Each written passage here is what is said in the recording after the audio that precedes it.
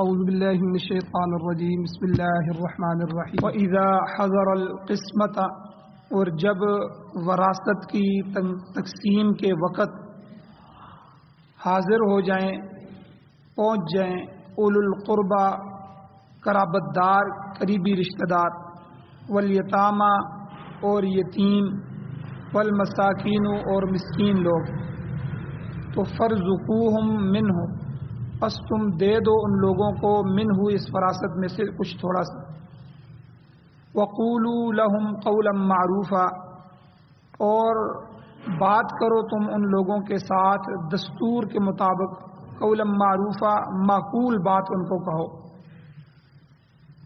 ولیخشى الذین، اور چاہیے کہ ڈر جائیں وہ لوگ کہ لو ترکو، اگر وہ چھوڑ جائیں من خلفہم اپنے پیچھے ذریۃ ضعافا کمزور اولاد، تو خافوا علیہم، تو وہ ان کا کتنا خوف کھاتے، تو فلیتقوا اللہ، بس چاہیے کہ وہ ڈریں اللہ تعالیٰ سے، ولیقولوا قولا سدیدا، اور وہ سیدھی بات کہیں، ان الذین یأکلون، بے شک وہ لوگ جو کھاتے ہیں اموال الیتامى، یتیموں کا مال، ظلما زیادتی کے ساتھ، انما یأکلون فی بطونہم نارا، تو وہ کھا رہے ہیں اپنے پیٹوں میں آگ، وسیصلون سعیرا، ان قریب وہ بھڑکتی ہوئی دہکتی ہوئی آگ میں داخل ہوں گے، جہنم میں داخل ہوں گے۔ سورۃ النساء کی آیت نمبر 8، 9 اور 10، 3 آیتیں آپ کے سامنے تلاوت ہوئی ہیں، آپ نے ترجمہ سنا۔ ان آیتوں کی تفسیر کا پہلا حصہ کل کے درس میں گزر چکا ہے، جس کا خلاصہ یہ ہے کہ ایک تو وہ وارث ہیں، وہ قریبی رشتہ دار ہیں جن کے اللہ تعالیٰ نے وراثت میں حصے مقرر کیے ہیں، جن کے حصے قرآن مجید نے وراثت میں مقرر کر دیے، وہ تو ہر حال میں اپنی وراثت کو حاصل کریں گے۔ دوسرے وہ غیر وارث اقربا ہیں جن کی وراثت کے حصے نہیں ہیں، جن کو وراثت نہیں ملنی، بعض دفعہ وراثت تقسیم ہونے کے وقت وہ بھی آ جاتے ہیں۔ اسی طرح باہر کے کوئی غریب اور مساکین اور یتیم لوگ بھی آ جاتے ہیں۔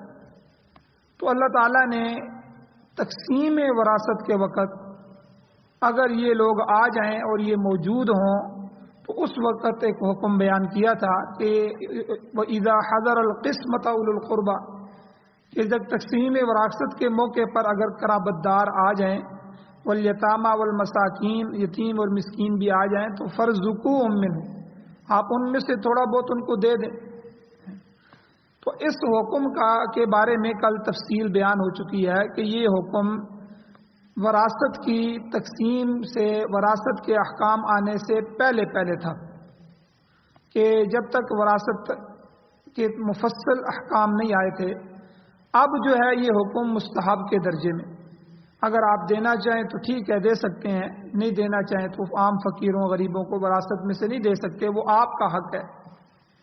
لیکن اگر آپ دینا چاہیں تو دیں، یہ اللہ کے ہاں پسندیدہ ہے، اس پر بہت بڑا اجر ہوگا کہ آپ کو جو وراثت مفت میں مل رہی ہے، آپ نے اس میں سے اللہ والوں کو، لوگوں کو بھی دیا، اللہ کے راستے میں بھی دے دیا۔ اگر آپ نہیں دینا چاہتے تو ان لوگوں پر سختی نہ کریں، تو کیوں آ گیا ہے، ادھر کیوں کھڑا ہے، یا اس کو ڈانٹنا۔ اللہ کہتے ہیں وَقُولُوا لَهُمْ قَوْلًا مَّعْرُوفًا، معقول بات ان سے کر دو تاکہ ان کی دل شکنی نہ ہو، تھوڑا بہت دے کر نرمی سے ان کو سمجھا دو کہ بھائی یہ ہمارا حق ہے، یہ ہمارے بچوں کا حق ہے یا دوسرے بھائیوں کا حق ہے، تو اس لیے ہم زیادہ نہیں دے سکتے، بس تھوڑا تھوڑا 200، 400، 500، 1000 روپیہ دے دو، تو جو خدمت ہو گئی ہے بس اس کو خوش دلی سے قبول کر لو۔ اور اسی طرح یہاں سے ایک مسئلہ اور بھی کل بیان ہوا تھا مشترک مال کا، کہ جب تک کوئی حصے دار حاضر نہیں ہوتا، غیر حاضر ہوتا ہے، تو یہ مال مشترک ہے۔ جو ہی بندہ فوت ہوا تو اس کے سارے بیٹوں، سارے بیٹیوں کا یہ مال ہے، ان سب کے آنے سے پہلے، ان سب کے سے پوچھنے سے پہلے تو یا کوئی چھوٹے بچے ہیں نابالغ ان کے بالغ ہونے سے پہلے اس مال میں سے خرچ کرنا جائز نہیں ہے، یہ مال مشترک ہے۔ تو یہاں سے ایک اور مسئلہ بھی پتہ چلا کہ کسی طرح کا بھی مال جو کئی بندوں کے درمیان مشترک ہو جائے، جس طرح کاروبار میں کئی بندے شریک ہوتے ہیں، تو ایک آدمی سب شریکوں کے پوچھنے کے بغیر کوئی فیصلہ نہیں کر سکتا، سب سے پوچھے صدقہ خیرات کرنا ہے یا کوئی مسئلہ کرنا ہے تو سب سے پوچھ کے کرے، کیونکہ یہ مال مشترک ہے۔ مال مشترک کے احکام بڑے سخت ہیں۔ تو کل تفصیلاً جو ہے 8-9 حکم بھی بیان ہوئے تھے کہ فلاں فلاں جگہ پر بھی ہم جو ہے ان کے اجازت کے بغیر ہم نہیں خرچ کر سکتے، جن میں سے یہاں تک کہ میت کا کفن دفن بھی ہے کہ میت کا کفن دفن اس کے ترکے میں سے ہم کر سکتے ہیں، لیکن کفن وہی ہوگا جو شریعت نے کہا ہے۔ 3 کپڑے جو میت کے لیے چاہیے ہوتے ہیں، یہاں تک کہ اس کے لیے اس کے غسل دینے کے لیے نئے برتن بھی اس کے ترکے میں سے خریدنے کی ضرورت نہیں کہ ہم نئے برتنوں میں جو ہے اس کو غسل دیں گے، بلکہ پرانے جو آپ کے گھر میں پڑے ہوئے ہیں انہی میں سے بالٹیاں، وہی پوے، وہی بالٹیاں، وہی چیزیں، انہی میں سے غسل دے دو۔ اور اسی طرح میت کی چارپائی کے اوپر ڈالنے والی چادر، یہ بھی اس کے ترکے سے خریدنے کی اجازت نہیں، کیونکہ وہ مال مشترک ہے، اب سب وراثت میں شریک۔ اور اسی طرح میت کے جو جنازہ پڑھنے کے لیے جو امام کے نیچے ایک کپڑا 1.25 گز کا کپڑا بچھایا جاتا ہے، جس کو جائے نماز کہتے ہیں، بعد میں اس کو صدقہ کر دیا جاتا ہے یا امام کو دے دیا جاتا ہے یا مسجد میں ہی پڑا رہتا ہے، تو اس کپڑے کا بھی خریدنا میت کے ترکے میں سے جائز ہے۔ یعنی یہ بڑے نازک مسائل ہیں۔ تو ایک مسئلہ تو یہ بیان ہو گیا۔ دوسرا، یہاں اللہ تعالیٰ نے مساکین اور یتیم بچوں کے حقوق کی حفاظت کی ہے اور ان کے ساتھ خیر خواہی کا سلسلہ، اس سلسلے میں اللہ تعالیٰ نے فرمایا کہ اے لوگو ذرا غور کرو، اگر تمہارے بچے یتیم ہو جائیں، آدمی کی زندگی کا تو کوئی پتہ نہیں ہے، کسی وقت آدمی فوت ہو جائے، تمہارے بچے اگر یتیم ہو جائیں تو تم ان کی خاطر کس قدر فکر مند ہو جاؤ کہ ہائے ہمارے بچوں کا اگر آج ہم مر جاتے ہیں تو کل کیا ہوگا، چھوٹے بچوں کا، یتیم بچوں کا، تو فکر مند ہوگے۔ اسی قدر تم دنیا میں جتنے بھی یتیم ہیں ان کے لیے فکر مند ہو جاؤ، ان کے ساتھ اس نے سلوک کرو کہ ان کے والد بھی ایک وقت تھا زندہ تھے، آج نہیں ہے، تو کل ہو سکتا ہے کہ ہمارے بچے بھی اسی طرح یتیم ہو جائیں، وہ در بدر پھر جائیں۔ آج ہم ان یتیموں کے سروں پہ ہاتھ رکھیں گے تو کل کوئی ہمارے بچوں کے سروں پر بھی ہاتھ رکھے گا، تو ہم دردی کے مستحق سمجھو۔ تو اللہ تعالیٰ ارشاد فرماتے ہیں وَلْيَخْشَ الَّذِينَ، چاہیے کہ ڈر جائیں وہ لوگ کہ لَوْ تَرَكُوا مِنْ خَلْفِهِمْ، اگر وہ چھوڑ جاتے اپنے پیچھے ذُرِّيَّةً ضِعَافًا، کمزور اولاد، تو خافوا علیہم، تو وہ ان پر کتنا خوف کھاتے، انہیں کتنا خوف ہوتا، وہ فکر مند ہو جاتے کہ ان کے بعد ان کے بچوں کے ساتھ لوگ کیسا سلوک کریں۔ اللہ تعالیٰ یہ بات سمجھا رہے ہیں کہ جو چیز تم اپنے لیے پسند کرتے ہو وہی دوسروں کے لیے پسند کرو۔ تو یہاں یہ اصول نکلا اس آیت سے کہ جو چیز اپنے لیے پسند کرتے ہو کہ اگر آج میں مر جاؤں تو میرے بچوں کے ساتھ ایسا سلوک ہونا چاہیے، اس کا چچا، آپ کی برادری، آپ کا خاندان، آپ کے بچوں کا اس طرح خیال رکھیں۔ ایک آدمی یہ پسند کرتا ہے، تو اس لیے جو دنیا سے لوگ جا چکے ہیں، ان کے بچے یتیم ہو چکے ہیں، تو وہ ان کے لیے بھی ایسا ہی پسند کرو۔ تو اگر تم چاہتے ہو کہ تمہارے بعد تمہارے چھوٹے بچوں کے ساتھ بہتر سلوک ہو تو تم خود بھی یتیموں اور ضعیفوں کے ساتھ ہمدردانہ اور خیر خواہانہ سلوک کرو۔ یہ اہل اسلام کا اخلاق ہے جس کی اللہ تعالیٰ یہاں تعلیم دے رہے ہیں۔ حدیث مبارکہ میں آتا ہے، حضور نبی کریم صلی اللہ علیہ وسلم کا ارشاد مبارک ہے، ان تحب لاخیک ما تحب لنفسک، یعنی تم، حضور نے فرمایا، اس وقت تک کامل ایمان والے نہیں ہو سکتے جب تک تم اپنے بھائی کے لیے وہی چیز پسند نہ کرو جو تم اپنے لیے پسند کر رہے۔ یعنی تم اگر اپنے لیے آرام پسند کرتے ہو اور راحت کے خواہش مند ہو، اپنے بچوں کے ساتھ ہمدردی چاہتے ہو، تو دوسروں کے ساتھ تم خود ایسا کر کے اپنے ایمان کی تکمیل کرو، تو دوسروں کے ساتھ بھی ایسا کرو۔ اگر مسلمان میں یہ چیز پیدا نہیں ہوتی تو وہ اپنے دعوی ایمان میں سچا نہیں ہے، اس کے ایمان کے اندر کمزوری ہے۔ جب آپ سے کوئی آدمی آ کر رائے لے، مشورہ لے، مشورہ امانت ہوتا ہے، کوئی بندہ کسی کو آ کر بڑا سمجھتا ہے، سمجھدار سمجھتا ہے، جرگوئی سمجھتا ہے تو آ کر اس سے مشورہ لیتا ہے۔ اب اس مشورے میں اس کا نقصان نہیں کرنا چاہیے، اس مشورے میں آپ یہ سمجھیں کہ یہ آدمی، اس کی جگہ میں بیٹھا ہوا ہوں، اگر یہ بات مجھے پیش آتی تو میں اپنے لیے کیا پسند کرتا۔ تو حضور نے اس حدیث میں یہی فرمایا کہ ان تحب لاخیک ما تحب لنفسک، کہ تم اپنے بھائی کے لیے وہ پسند کرو جو تم اپنے لیے پسند کرتے ہو۔ اسی طرح ہمارا یہ جو نظام چل رہا ہے ملک میں، سرمایہ دارانہ نظام، اس میں لوٹ کسوٹ ہے، ہر بندہ لوٹ رہا ہے۔ تو اگر اس میں اسی طرح ہے تو پھر ہم نے دین سے کیا سیکھا؟ دین پر تو عمل نہیں کیا۔ آپ دیکھیں ہمارے اس معاشرے میں امیروں کے بچوں کے لیے تعلیم اور تربیت کے اعلیٰ ادارے، اعلیٰ سکول قائم ہیں، غریب کے بچے کے لیے ادنیٰ سکول میں بھی داخلہ نہیں ملتا۔ یہ کہاں کا انصاف ہے؟ اسلام کی تعلیم تو یہ ہے کہ جو اپنے لیے پسند کرتے ہو وہی اپنے بھائی کے لیے بھی اس کی خواہش کرو۔ گورنمنٹ اگر گورنمنٹ سکول بناتی ہے تو وزیر اعظم کو چاہیے کہ وہ اس پلے کا ہو کہ غریب بھی وہاں پڑھ سکے اور وزیر اعظم کا بچہ بھی وہاں پڑھے، لیکن یہاں ہر ایک کے لیے جدائی ہے، اور سکول تو گورنمنٹ چلا رہی ہے اور انہوں نے بنائے ہوئے ہیں، لیکن وہ اپنے بچوں کو اس میں پڑھانا پسند نہیں کرتے۔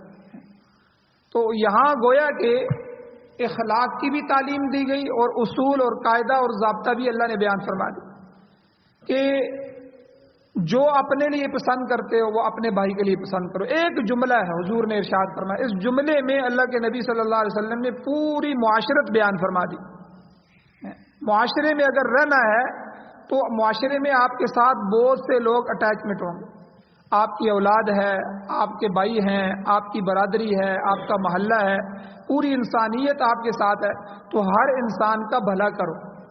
اسی لیے حضور علیہ السلام نے حدیث میں فرمایا الخلق عیال اللہ، مخلوق اللہ کا کنبہ ہے۔ جس طرح آپ کی برادری ہے، میری برادری ہے، تو مخلوق، اللہ کی تو اولاد کوئی نہیں ہے، لیکن مخلوق کو چونکہ خالق وہ ہے، پیدا اس نے کیا ہے، بنایا اس نے۔ جو آدمی کوئی چیز بناتا ہے تو وہ اس کی کتنی حفاظت کرتا ہے، اس کو کتنی پسند ہوتی ہے۔ اللہ کو اپنی مخلوق سے بڑا پیار ہے، تو اس لیے جو اللہ کی مخلوق کے ساتھ اچھائی کرے گا اللہ تعالیٰ اس سے خوش ہوتے ہیں۔ تو مخلوق کو اللہ نے اپنا کنبہ کہا، تو اس لیے یہاں ایک بات تو یہ پتہ چلی کہ اللہ تعالیٰ فرماتے ہیں کہ تم یتیموں کے ساتھ محبت کرو، ان کے ساتھ ہمدردی کرو، ان کے ساتھ خیرخواہی کرو۔ اگر وراثت تقسیم ہو رہی ہو اور یتیم غریب لوگ آپ کے پاس آ جائیں تو کچھ نہ کچھ ان کو دے دو، یہ مستحب درجے میں یہ حکم آج بھی باقی۔ آگے تقوی کا معیار کیا ہے؟ اللہ تعالیٰ نے فرمایا اپنے بچوں کی طرف دھیان کر کے دوسرے یتیم اور بے کس بچوں کا خیال کرو، اور فَلْيَتَّقُوا اللَّهَ، بس چاہیے کہ وہ لوگ اللہ سے ڈر جائیں۔ تقوی کا معیار ہی یہی ہے کہ خوف خدا اور حدود شریعت کی پابندی، یہ دو چیزیں، اللہ کا خوف پیدا ہو جائے اور شریعت کی حدوں کی پابندی آ جائے، بس آدمی متقی ہے۔ اگر یہ معیار پیدا ہو جائے تو انسان کبھی کسی کے ساتھ زیادتی نہیں کرے گا، کسی کا حق نہیں کھائے گا، کیونکہ اللہ کا خوف ہے اور شریعت کی حدوں کو وہ پہچان رہا ہے۔ بلکہ اگر ایسا ہو جائے تو دوسروں کے ساتھ وہ ہمدردی کرے گا اور خیرخواہی سے پیش آئے گا۔ اور اگر تقوی کا عنصر ہی موجود نہیں ہے، تقوی ہے ہی نہیں، خدا کا خوف ہی نہیں ہے، تو ظلم اور جور کر کے پیشمان نہیں ہوتا، ظلم بھی کرے گا اور پریشان بھی نہیں ہوگا، کفر، شرک اور گناہوں میں جو ہے زندگی گزارے گا اور ان کو چھوڑنے کی فکر بھی نہیں ہوگی، تو وہ جو چاہے کرتا پھرے گا، کوئی پوچھنے والا اس کو نہیں ہوگا۔ تو اس کا حساب پھر اللہ فرماتے ہیں قیامت کے دن رب العزت کی بارگاہ میں ہوگا۔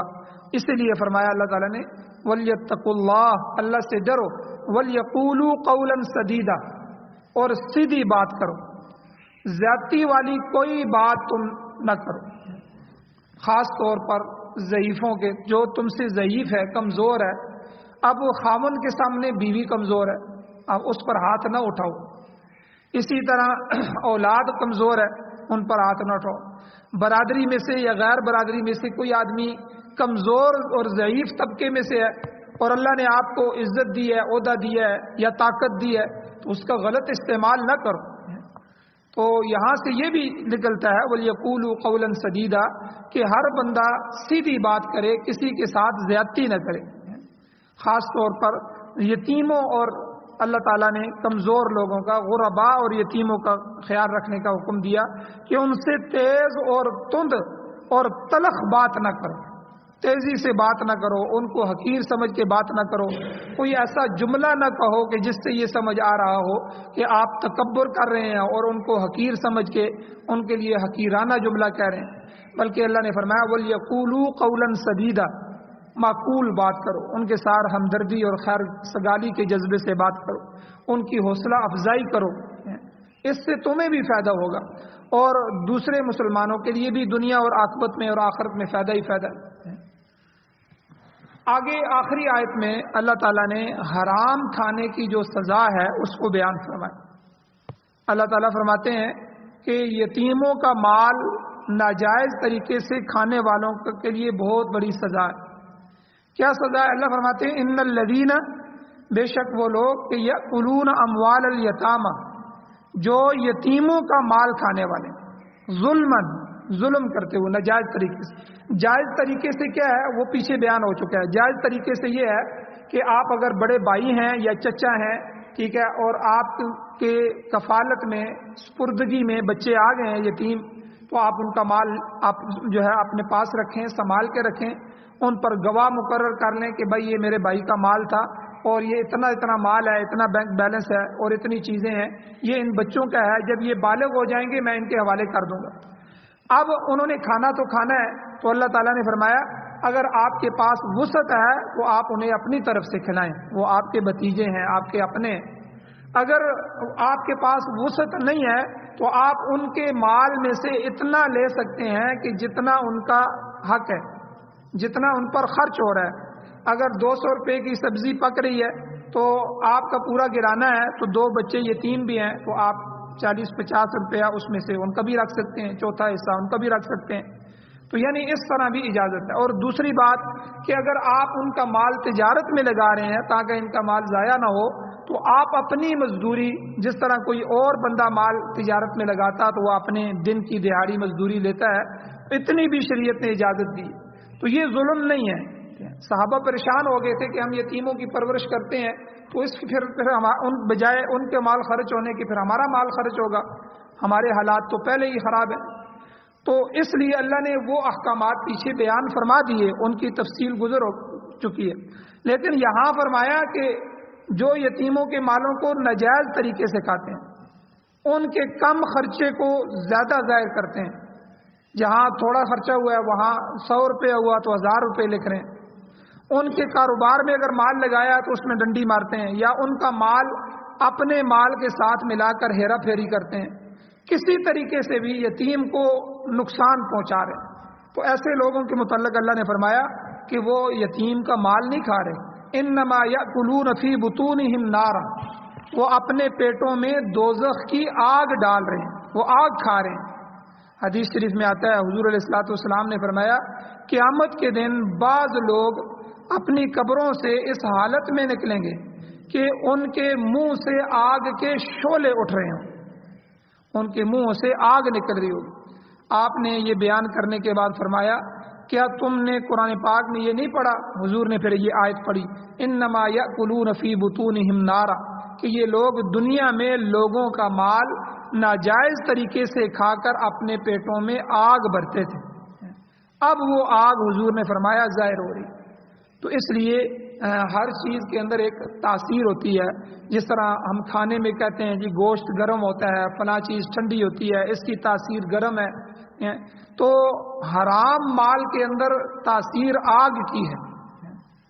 تو جو بھی حرام مال ہوگا وہ ہمیشہ نقصان ہی دے گا. دنیا میں بھی نقصان ہوتا ہے لیکن آخرت میں ان لوگوں کے منہوں سے آگ نکل رہی ہوگی، آگ کے شعلے نکل رہے ہوں گے. یہ خود حضور نے فرمایا. اور عام آدمی کا مال ناجائز طریقے سے کھانے کا اتنا بڑا سخت حکم ہے تو یتیم کے مال کا کتنا سخت حکم ہوگا.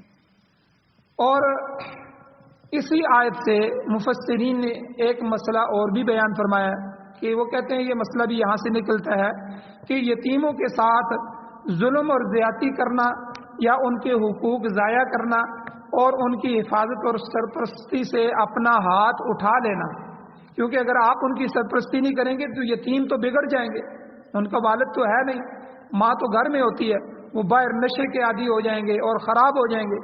تو اس لیے چچاؤں کو چاہیے، جو ہے دادے کو چاہیے، ان لوگوں کو چاہیے کہ ان یتیموں کے سروں پر ہاتھ رکھیں، ان کے حقوق ضائع نہ کرنے دیں، ان کے ساتھ ظلم و زیادتی نہ ہونے دیں. اگر جو ہے یتیموں کے ساتھ جو ہے ایسا ہوگا تو اس سے پھر کیا ہوگا کہ قومی اور ملی نقصان ہوگا کہ اگر قوم کے یتیم بچوں کی حفاظت کا انتظام نہیں ہوگا تو لوگ، ایک نقصان تو یہ ہوگا اس خوف سے جہاد میں شریک نہیں ہوں گے، کیونکہ شہادت کی صورت میں ان کے بچے یتیم ہو جاتے ہیں. تو حضور علیہ الصلوۃ والسلام نے سب سے زیادہ جو ہے شہداء کے گرانوں پر ہاتھ رکھا. جو آدمی شہید ہو جاتا ہے اس کی بیوہ جو ہے بالکل کہ اس کا خامن شہید ہو گیا، اس کے بچے یتیم ہو گئے، تو حضور علیہ السلام نے ایسے لوگوں پر خرچ کرنے کی ترغیب دی اور خود بھی حضور نے حفاظت فرمائی. کیونکہ اگر آپ ایسے یتیم بچوں کی، یا جو عام آدمی فوت ہو گیا اس کے بچے یتیم ہو گئے، تو اس کا ایک نقصان یہ ہوگا کہ لوگ جہاد میں نہیں جائیں گے، کیونکہ انہیں یہ خطرہ ہوگا کہ شہادت کی صورت میں ہمارے بچے یتیم ہوں گے تو در بدر کی ٹھوکریں کھائیں گے. ہم خود دیکھ رہے ہیں کہ ان کا کوئی پرسان حال نہیں ہے، ہمارے بچوں کا بھی ایسا ہی ہوگا. اور اس سے کیا ہوگا کہ جذبہ جہاد ختم ہو جائے گا. یاد رکھیں، جس قوم سے جذبہ جہاد ختم ہو جائے وہ قوم غیروں کی غلام ہو جاتی ہے، غیروں کی مغلوب ہو جاتی ہے، اپنے پاؤں پر کھڑے ہونے کے قابل نہیں رہتی. آج دنیا میں مسلمانوں کو دیکھ لیں، مسلمانوں کے جتنے ممالک ہیں ان کے بادشاہ عیاش ہو چکے ہیں، ان کی اولادیں عیاش ہو چکی ہیں، اور اس عیاشی میں جو ہے موت سے، حضور نے کیا حدیث میں فرمایا تھا کہ صحابہ جمع تھے اور صحابہ کو فرمایا کہ میرے صحابہ، ایک زمانہ آئے گا دنیا کی کافر قومیں تمہارے اوپر اس طرح جھپٹیں گی، اس طرح حملے کریں گی، اس طرح تمہارے اموال اور املاک اور تمہارے وسائل پر قبضہ کریں گی. یہ سب مراد ہے اس حدیث سے. اس طرح حملہ کریں گی کہ جس طرح ایک پیالہ پڑا ہوا اور کئی بھوکے ہوں اور ان کو چھوڑا جائے تو وہ بھوکے جو ہیں وہ اس پیالے پر ٹوٹ پڑتے ہیں. تو صحابہ حیران ہو گئے کہ حضور، آج ہم تھوڑی سی طاقت کے ساتھ تلوار لیتے ہیں اور کیسر اور کسرا فتح کر رہے ہیں، ٹھیک ہے، بڑی بڑی حکومتیں ہم گرا رہے ہیں اللہ کے حکم سے، اللہ کی مدد اور نصرت سے، کیا مسلمان اس وقت تھوڑے ہو جائیں گے؟ حضور نے فرمایا نہیں، مسلمان بہت زیادہ ہوں گے، لیکن ان کے اندر جو ہے حرج پیدا ہو جائے گا. صحابہ نے فرمایا کہ مل حرج یا رسول اللہ، اے اللہ کے رسول یہ حرج کیا ہے؟ حضور نے فرمایا حب الدنیا و کراہیت الموت، دنیا کی محبت اور موت کی نفرت ان کے دل میں آ جائے گی. جس آدمی کے دل میں دنیا ہی دنیا ہو، صبح بھی دنیا شام بھی دنیا، دنیا کی محبت اور موت سے نفرت ہو، مرنا چاہتا ہی نہ ہو، یا موت کے بعد کی تیاری نہ ہو، یا اس کو یہ پتہ ہی نہیں ہے کہ میں نے اللہ کے پاس جانا ہے، حضور کے پاس جانا ہے، ٹھیک ہے، وہاں جانا ہے، تو اس کی تیاری نہ ہو، موت سے نفرت ہو، تو وہ آدمی جو ہے وہ غافل ہو جاتا ہے، جذبہ جہاد اس سے ختم ہو جاتا ہے، کیونکہ جہاد میں آدمی شہید بھی ہو سکتا ہے. تو جذبہ جہاد اور شہادت کا جذبہ ہمیشہ ختم ہو جائے گا. تو اس طرح قوم کے نوجوان لوگ بزدلی کا شکار ہو جائیں گے. تو ایک قومی نقصان اس سے یہ ہوگا یتیموں کی اچھی طرح پرورش نہ کرنے سے کہ لوگ جو ہے اس بات کے ڈر کی وجہ سے جہاد چھوڑ دیں گے کہ ہمارے بچے بعد میں یتیم ہوں گے تو ان کا کیا حال ہوگا. تو فرمایا یہاں اللہ نے کہ جو لوگ یتیموں کا مال ناجائز طریقے سے کھاتے ہیں وہ اپنے پیٹوں میں آگ ڈال رہے ہیں. آج تو خوب مزے لے کے کھا رہے ہیں، مگر قیامت کے دن یہی مال آگ کی صورت میں ان کے پیٹوں سے برآمد ہوگا، اور پھر وَسَيَصْلَوْنَ سَعِيرًا، وہ لوگ جہنم میں داخل ہوں گے. اور انہیں اس وقت معلوم ہوگا کہ دنیا کی چند روزہ زندگی میں آرام کی خاطر انہوں نے یتیم کا حق، یتیم کا مال غصب کیا، اور اب ہمیشہ کے لیے جہنم رسید ہو کر دائمی سزا میں مبتلا ہو رہے ہیں. تو یہاں تک تو پہلی 10 آیات ہیں جن میں یتیموں کے ساتھ اس نے سلوک کا تذکرہ کیا ہے. اب اگلی آیتوں سے وراثت کے قانون تفصیلی بیان ہو رہے ہیں انشاءاللہ. کل کے درس سے وراثت کیا ہے، ان کے کتنے کتنے حصے ہیں اور کن کو کتنا کتنا حصہ دیا جائے گا، کل کے درس سے انشاءاللہ اس کو شروع کیا جائے گا. اللہ تعالیٰ سے دعا ہے اللہ ہمیں عمل کی توفیق عطا فرمائے. آمین. الحمدللہ رب العالمین والعاقبۃ للمتقین والصلاة والسلام علی رسولہ النبی الامی الکریم. اللهم ربنا آتنا فی الدنیا حسنۃ وفی الآخرۃ حسنۃ وقنا عذاب النار. یا اللہ ہماری کمیوں کوتاہیوں کو معاف فرمائیے، درگزر فرمائیے، صغیرہ کبیرہ گناہوں کو معاف فرمائیے. یا اللہ ہم پر رحم فرمائیے، یا اللہ ہم پر رحم فرمائیے، کرم فرمائیے، فضل والے معاملات فرمائیے. یا اللہ اپنے غضب، غصے اور انتقام اور نفرت سے ہمیں محفوظ فرمائیے. یا اللہ قرآن و سنت کی بہاریں نصیب فرمائیے. قرآن و سنت کو پڑھنے، پڑھانے، سننے، سنانے، عمل کرنے کی توفیق عطا فرمائیے. پاکستان سمیت پوری دنیا میں امارت اسلامیہ، شرعیہ، خلافت راشدہ کا نظام نصیب فرمائیے. یا اللہ اپنا نظام، اپنے حبیب کا نظام نصیب فرمائیے. یا اللہ غیروں کے نظاموں اور ان کے غلامی سے ہمیں محفوظ فرمائیے. سعادت والی زندگی اور شہادت والی موت نصیب فرمائیے. صلی اللہ تعالی علی خیر خلقہ محمد و آلہ و اصحابہ اجمعین.